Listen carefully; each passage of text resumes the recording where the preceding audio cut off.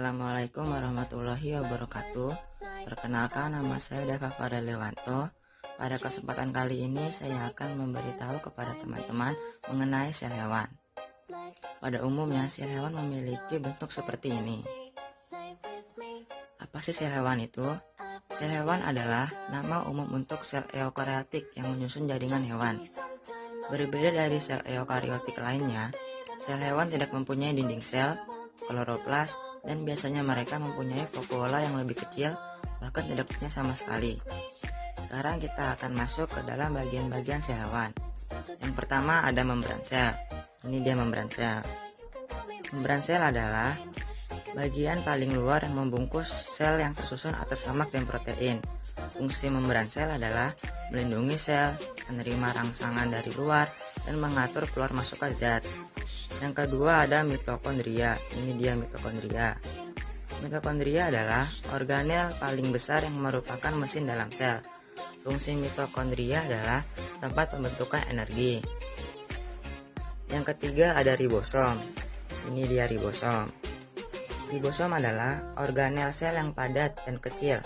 Fungsinya yaitu tempat sintesis protein.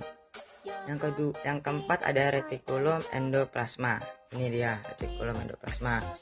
Retikulum endoplasma terbagi menjadi dua, yaitu ada yang kasar dan juga ada yang halus. Retikulum endoplasma merupakan bagian sel yang berbentuk benang-benang yang ada di inti sel. Fungsinya membantu metabolisme lemak, protein, dan juga karbohidrat. Selanjutnya ada badan Golgi.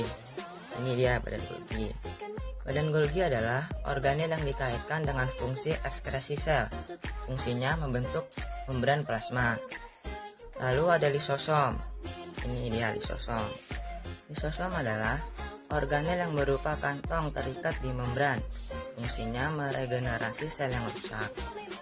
Selanjutnya ada sentriol. Ini dia sentriol. Sentriol adalah struktur berbentuk tabung. Fungsinya berperan membentuk silia dan flagela. Selanjutnya ada nukleus. Ini dia nukleus. Nukleus adalah inti dari sel yang mengatur dan mengendalikan aktivitas sel. Fungsinya menyimpan informasi genetik. Terakhir ada vakuola.